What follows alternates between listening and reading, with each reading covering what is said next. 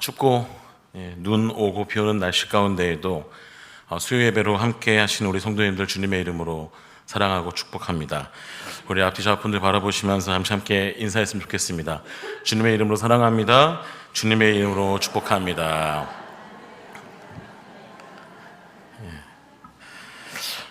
우리 함께 읽은 여호수아서 14장 1절부터 15절까지의 말씀 잠시 나눌 때 주님께서 우리의 심령 속에 들려주시는 그 세밀한 음성 들으시길 주님의 이름으로 간절히 소망합니다. 오늘 또 여기 계신 모든 성도님들의 신앙과 믿음이 정체되어 있지 않고 지속적인 성장과 또 성숙을 이룰 수 있기를 주님의 이름으로 간절히 소망합니다. 예전에 미국에 있는 어떤 한인교회 담임 목사님의 은퇴식을 영상으로 접한 적이 있습니다. 23년을 이제 목회한 정든 교회를 떠나는 그 목사님께서 그런 이야기를 하시더라고요. 세월이 지나서 정든 교회를 담임하여 목회하는 현장에서는 이제 떠나지만 저는 이미 제2의 사역에 뛰어든 상태입니다. 담임 목사라는 자리에서 은퇴하지만 사실 저는 은퇴하지 않습니다.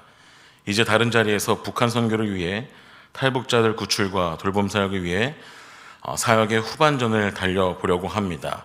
힘든 길일지라도 어떻게든 뿌려보려고 합니다.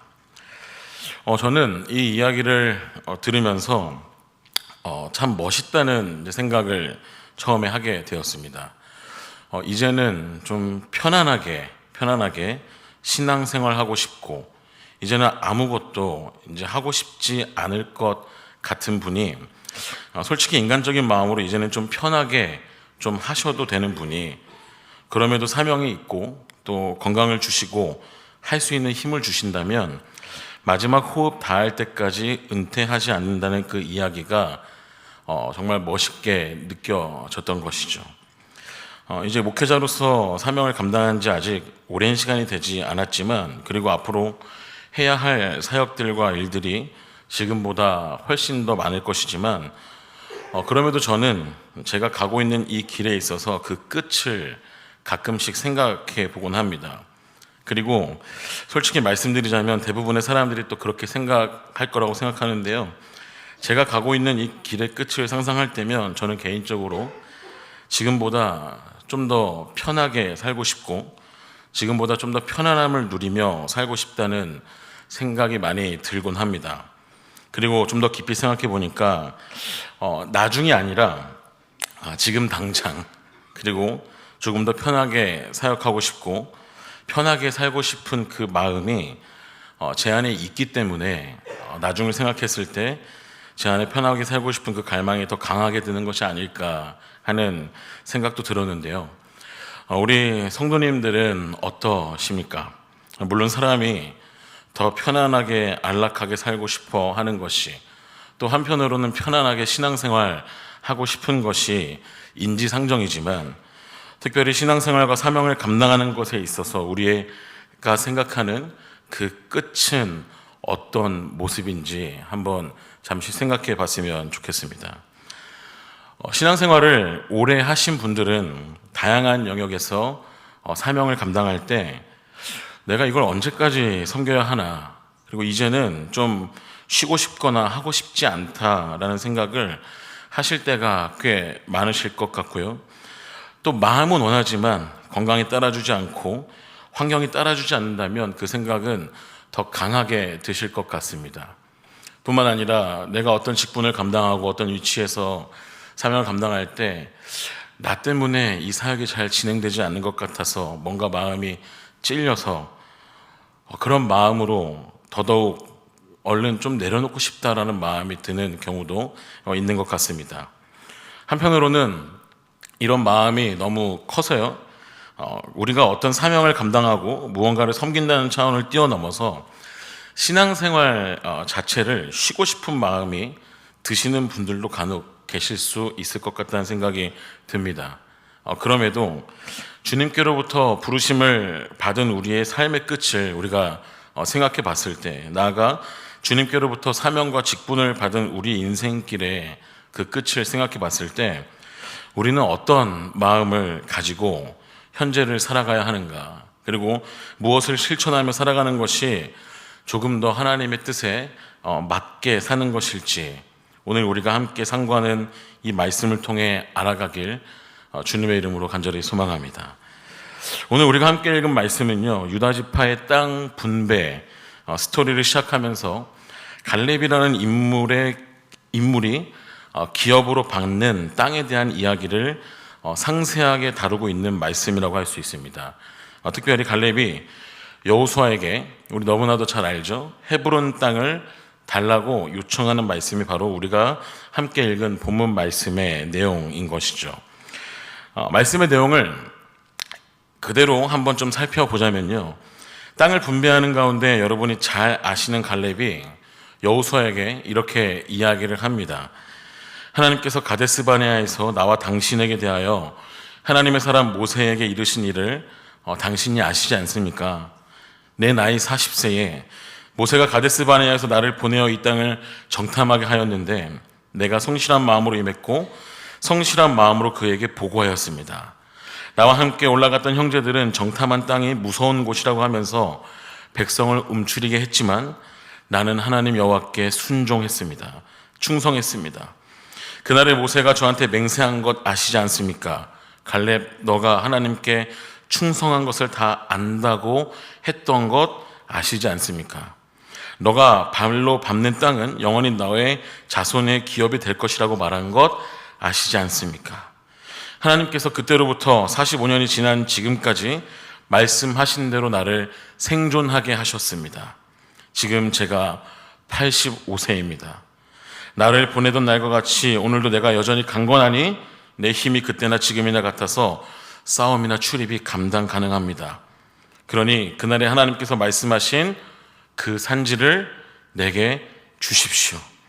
아낙 사람이 있는 그 땅 헤브론을 저에게 주십시오. 그 성읍이 크고 견고할지라도 하나님이 나와 함께 하시면 하나님이 말씀하신 대로 그들을 정복하게 될 줄 믿습니다. 여러분, 갈렙이요, 여호수아에게 이런 이야기를 합니다. 근데 여러분 한번 잘 보세요. 그냥 아무 생각 없이 보면 갈렙이 마치 대가 지불로 그 땅을 달라고 하는 것처럼 보일 수도 있습니다. 물론 갈렙 입장에서는 약속을 받은 땅이기 때문에 이렇게 말하는 것이 당연한데 그냥 인간의 눈으로 봤을 때 내가 이 정도 했으니까 이 정도에 해당하는 걸 달라는 것처럼 보일 수 있다라는 것이에요. 그런데 여러분, 갈렙이 이 땅 분배를 할 때 여호수아에게 이 산지를 내게 주십시오라고 하는 것은 사실 그 정도의 메시지가 아닙니다.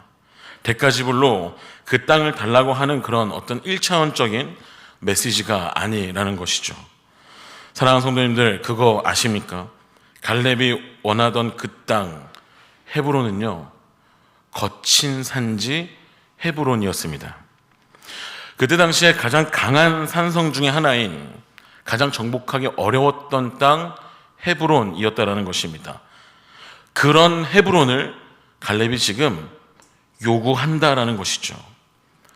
그것도 누가 시켜서가 아니라 자기 스스로 하나님의 약속과 말씀을 기억하고 하나님을 의지하며 그렇게 이야기한다라는 것입니다. 이 헤브론은 이미 신명기에 보면 견고한 지역이라는 내용이 나옵니다. 신명기 9장 2절 말씀을 보면요, 크고 많은 백성은 내가 아는 아낙 자손이라 그에 대한 말을 내가 들었나니 이르기를 누가 아낙 자손을 능히 당하리요 라는 말씀이 나오는데요, 이미 모세도요 아낙 자손을 정복하는 것이 큰 숙제다라고 이야기한 적이 있죠. 그만큼 헤브론은 험난하고 거친 산지였다라는 것입니다. 헤브론을 40세 때 이미 정탐했던 갈렙이요, 드디어 가나안 땅에 들어가서 파죽지세로 여리고성 아이성을 점령하고 이제 가나안의 북쪽을 점령한 이스라엘이 남쪽도 점령하기 위해서 나아가는데 험난하고 거친 산지 헤브론이 버티고 있었던 것이에요. 그런데 바로 45년 전에 봤던 그 땅, 아낙 자손이 살고 있던 그 땅, 이스라엘을 보고 메뚜기와 같다고 얕봤던 그 땅을, 험난하기만 하고 굳이 맞서고 싶지 않은 그 땅을 나에게 달라고 자원하고 있는 사람이 바로 갈렙인 것입니다. 갈렙이 그렇게 지금 거친 산지를 두고 자원하고 있다라는 것이죠. 여러분, 출애굽을 한 백성들 중에 가나안으로 들어갔던 사람 딱 두 사람이 누군지 아십니까? 누군지 아시죠? 바로 여호수아와 갈렙입니다. 그런 의미에서요, 이 가나안 땅을 차지할 때 갈렙에게 주어진 우선권이 왜 없었겠습니까? 그렇죠? 갈렙이 가진 그 기득권이 왜 없었겠어요? 당연히 있었을 겁니다. 얼마든지 그가 원하기만 했다면 험난한 산지가 아니라 비옥한 땅을 받을 수 있었을 것이에요. 농사 지을 수 있는 그런 땅을 먼저 얻을 수 있었을 텐데, 이미 얻은 권리, 그런 기득권이 있음에도 불구하고 갈렙은 85세의 나이에 가장 어려운 땅 헤브론을 자기에게 달라고 이야기했다라는 것입니다. 우리 성도님들께서는 이 말씀을 대하면서 갈렙을 보면서 어떤 생각이 드시는지요? 저는 이것이 정확하게 기독교 정신이라고 생각합니다. 감히 그렇게 말씀드리고 싶습니다. 하나님의 말씀인 성경이 나타내고 있고, 특별히 또 우리 구주 예수 그리스도께서 보여주고 계신 기독교 정신이라고 생각합니다. 하나님을 아버지라 부르고 예수 그리스도를 나의 구주라고 부르는 사람들, 나아가 하나님의 뜻대로 살아갈 수 있도록 끊임없이 도우시는 성령님께서 내주하시는 그 사람들, 바로 그리스도인에게 있어야 할 마음과 스피릿, 그리고 믿음의 그 투지가 바로 갈렙에게 나타나고 있는 것이죠. 그냥 시시하고 편안한 것을 즐기는 것이 인생의 목적과 꿈과 비전이 아니라, 그냥 시시하고 편안하고 안락한 것을 추구하는 것이 신앙생활의 목적과 꿈이 아니라, 가장 터프하고 가장 힘든 것을 저에게 주십시오 하는 그 마음, 더 희생하고 더 양보할 마음으로 자원하는 그 정신, 이것이 바로 갈렙에게 나타난 기독교 정신의 핵심이다라고 할 수 있는 것입니다. 말씀을 준비하는데 어느 날 인터넷을 하다가 보게 된 거창고등학교 직업선택 10계명이 생각이 났습니다. 거창고등학교 직업선택 10계명에 이런 말이 있더라고요. 앞을 다투어 모여드는 곳을 절대 가지 마라. 아무도 가지 않는 곳으로 가라. 부모나 아내나 약혼자가 결사 반대를 하는 곳이면 틀림없다. 의심치 말고 가라. 여러분, 재밌지 않으세요? 자녀들이 편안하게 살기 원하는 부모님들의 마음이야 다 똑같죠. 또 자녀들뿐만 아니라 자기 자신을 비롯하여 모든 사람들이 편안하게 살기 원하는 그 마음 모두가 같을 것입니다. 그런데 그럼에도 불구하고 계속해서 드는 생각은 무엇이냐면, 우리가 신앙의 야성을 너무 잃어가는 것이 아닌가 하는 생각이 들 때가 시대를 지나면 지날수록 계속해서 너무 많이 든다라는 것입니다. 그저 편안하기만 한 삶이, 그저 편안하기만 한 은퇴가, 그저 편안하기만 한 신앙생활이 그리스도인들이 기대하는 마지막 목표요, 비전이 되어서는 안 된다라는 것입니다. 저와 여러분에겐 직장 생활이든 사업이든 직분이든 조직과 시스템 안에서 때로는 정해진 규칙 안에서 은퇴를 하는 때가 반드시 옵니다.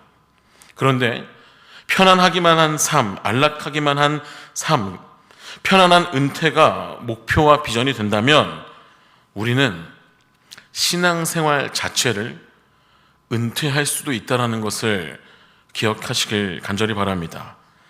물론 교회는 나오겠죠. 그런데 제가 말씀드리는 신앙생활은 그것이 아닙니다. 단순히 교회를 빠지지 않고 오고 어떤 직분을 감당하고 어떤 일을 섬기는 것을 말하는 것이 아닙니다. 물론 이 모든 것이 중요하지만 신앙생활이라고 정의 내릴 수 있는 더 중요한 요소가 우리에게 있지 않습니까?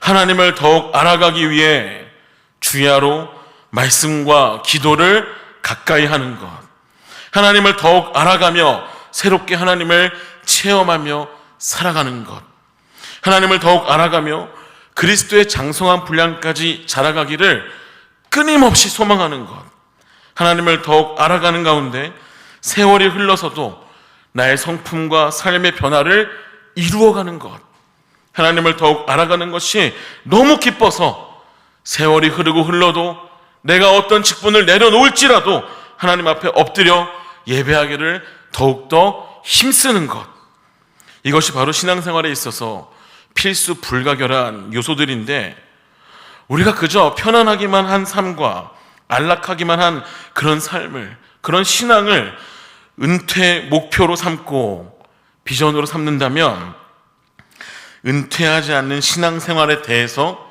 무감각해진다는 것이죠. 신앙생활 자체를 은퇴한다는 것입니다. 내 믿음 자체가 세월이 흐를수록 정체되어 있고 머물러 있는 자리에 서게 된다는 것입니다. 신앙의 야성을 그렇게 우리는 잃어가는 것이죠. 사랑하는 여러분, 그리스도인은요, 이런 생각하면 안 됩니다. 그리스도인은 그런 식으로 생각하면서 마지막을 꿈꾸는 사람들이 아니라는 것입니다. 딜런 토머스라는 시인, 1930년대를 대표하는 영국의 시인이자 작가인데요. 여러분 중에 이 이름이나 이분의 글을 접해본 분들이 혹 있을지 모르겠습니다. 저는 영어를 잘하진 못해서 번역이 된 이제 외국 문학 작품을 읽는 가운데 이분의 글을 접하고 알게 되었는데, 딜런 토머스가 쓴 시 중에 밤의 어둠 속으로 순순히 들어가지 말라라는 제목의 시가 있습니다. 그런데 이번 설교를 준비하면서 이 시의 내용이 되게 많이 생각나더라고요. 그리고 우리가 매일 성경이라는 큐티책으로 사실 여호수아를 계속해서 최근에 묵상하지 않았습니까? 저도 말씀을 묵상하고 또 설교를 준비하는데 이 내용이 되게 많이 좀 생각이 났습니다. 그 내용은 이렇습니다. 그대로 순순히 저 휴식의 밤으로 들지 말라. 하루가 저물 때 노년은 불타며 아우성쳐야 한다. 희미해져 가는 빛에 분노하고 또 분노하라. 죽음을 맞아 침침한 눈으로 바라보는 그놈한 이여, 시력 없는 눈도 운석처럼 타오르고 기쁠 수 있는 법. 희미해져 가는 빛에 분노하고 또 분노하라. 순순히 저 휴식의 밤으로 들지 말라. 저는 특별히 이 시의 내용 중에 이 내용이 참 마음에 와닿더라고요. 특별히 우리의 신앙생활을 생각해 봤을 때, 그리고 주님과의 그 관계를 생각해 봤을 때 이 내용이 참 마음에 와닿습니다. 그대로 순순히 저 휴식의 밤으로 들지 말라. 희미해져 가는 빛에 분노하고 또 분노하라. 네, 많은 사람들, 특별히 현대인의 삶을, 그 신앙생활을, 주님과의 관계를, 그리고 그 맡겨주신 사명을 생각해 봤을 때요, 이 내용이 참 마음에 와닿았다라는 것입니다. 죽음에 저항하고 빛의 사라짐에 분노하라는 내용의 시가 마음을 움직인 것이죠. 사실 우리의 삶에 있어서, 더 나아가 신앙생활에 있어서 우리가 그대로 순순히 저 휴식의 밤으로 들어가지 않을 때, 또 희미해져 가는 빛에 분노하고 또 분노할 때 우리는 주님께서 말씀하신 신앙의 열매들을 맺을 수 있습니다. 우리는 이 시대 속에서, 그리고 또 시대 정신 속에서 주님께서 말씀하신 그 진리들을 붙들고 고민하고 씨름하고 저항할 때 우리는 진정으로 주님 안에 거할 수 있고, 그렇게 주님 안에서 자라가며 주님이 원하시는 열매들을 맺으며 살아갈 수가 있는데, 이러한 삶의 모습을 생각해 봤을 때 딜런 토머스의 글이 우리에게 시사하는 바가 참 크게 다가왔다라는 것입니다. 말씀을 전하는 저도 그렇고요, 그리고 여기 계신 우리 성도님들도 그렇고, 특별히 신앙생활 중에 주님과의 관계에 있어서 주님을 알아가고 주님께 간구하는 일에 있어서, 그리고 열매 맺는 삶에 있어서 순순히 휴식의 밤으로 들어가지 않고 희미해져 가는 것에 거룩한 분노를 하시는 우리 귀한 성도님들 되시길 주님의 이름으로 간절히 소망합니다. 여러분, 어떻게 우리가 순순히 휴식의 밤으로 들어가지 않는 겁니까? 어떻게 희미해져가는 것에 분노해야 하는 것이에요?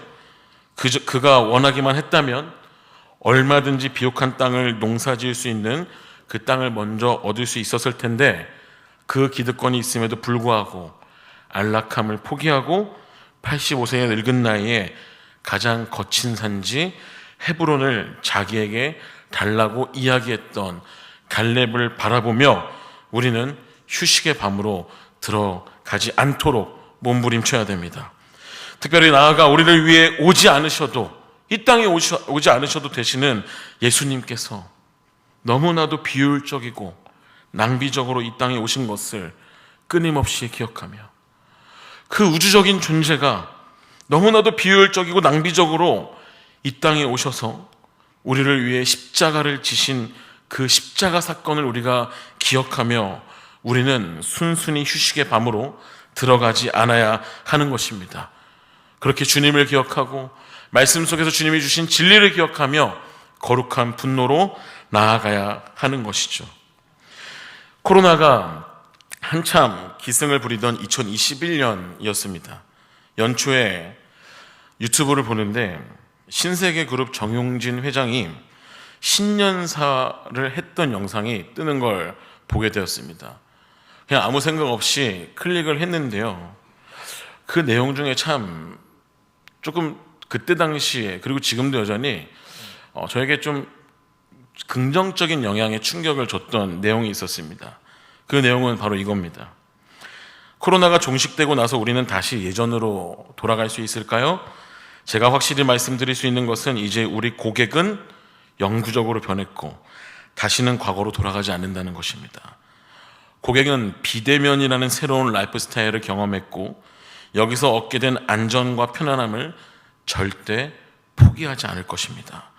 이것은 단편적이고 일시적인 것이 아닌 일상이 되어버린 것입니다. 우리 기업은 그걸 놓치지 않고 노려야 합니다. 이것이 기업의 신년사였어요. 사람들의 정서를 정확하게 분석하고 파악했던 그런 신년사였던 것이죠. 사랑하는 여러분, 우리가 정복해야 될 헤브론은 무엇일까요? 우리가 정복해야 할 터프하고 험난한 헤브론은 무엇일까요? 오늘 본문 말씀을 통해 생각해 봤을 때 저는 이 한 기업의 신년사에서 나왔던 이야기, 편안함을 절대 포기하지 않으려는 그 성향이 바로 우리가 정복해야 될 그 헤브론이 아닐까 싶습니다.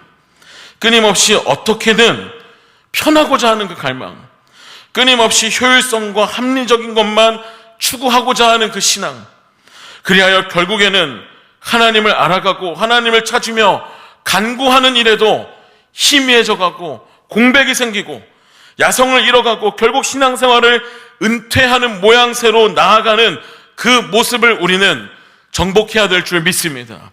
여러분 기억하시길 바랍니다. 저와 여러분을 향한 하나님의 은혜와 예수 그리스도의 사랑은 단 한 번도 효율적이고 합리적이었던 적이 없습니다. 주님의 사랑과 은혜는 비효율적이고 비합리적이고 낭비적이었습니다. 그것이 우리 주님 예수 그리스도께서 가신 길이었고 성경 말씀에서 저와 여러분에게 끊임없이 하나님께서 계시하고 계신 것입니다. 말씀을 전하는 제 삶이 어떻게 보일지 모르겠어서 이런 말씀을 드리는 것이 참 어렵고, 나아가 저도 나이가 들고 더 들고 세월이 흐르면서 제가 어떻게 변해갈지 모르겠어서 이런 말씀을 드리는 게 참 어렵지만, 그럼에도 저에게도 꿈이 있습니다. 비록 어떤 위치에서 어떤 직분에서 은퇴할지 몰라도 주님 가장 먼저 주님을 알아가고 주님을 찾고 간구하는 일, 계속해서 그리스도의 장성한 분량까지 자라가는 것을 마지막 호흡 다할 때까지 실천하는 것, 그것이 제 신앙생활의 꿈입니다. 그래서 달아질지언정 녹슬지 않는 신앙으로 나아가는 것이 제 꿈인 것이죠.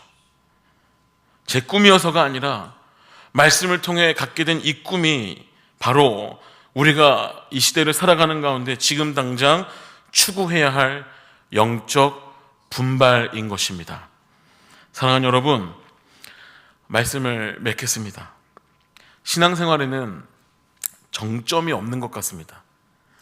신앙생활 하는데 정점이 있다, 내가 어느 정도 정점에 오른 것 같다 라고 생각이 든다면 여러분 그 마음 빨리 집어넣으시길 바랍니다. 신앙생활에는 정점이 없습니다. 정점에 이르렀다고 생각하는 그 순간이 곧 가장 교만할 때임을 기억하며 하나님께 가장 순수한 마음으로 평생 동안 영적 분발로 나아가시길 주님의 이름으로 간절히 소망합니다. 그 마음 가운데 교회에서 진행되는 사역들과 그 마음 가운데 교회에서 진행되는 성경 공부들과 예배들과 전도와 모든 시간들이 그 마음과 동기를 가지고 우리가 나아가는 그런 영적 생활 되시길 주님의 이름으로 간절히 소망합니다. 그래야 우리 회산교회 모든 성도님들이 하나님께 진정으로 영광 올려드릴 수 있고 하나님께 진정으로 삶의 예배로 나아갈 수 있기를 주님의 이름으로 간절히 축원합니다. 기도하겠습니다.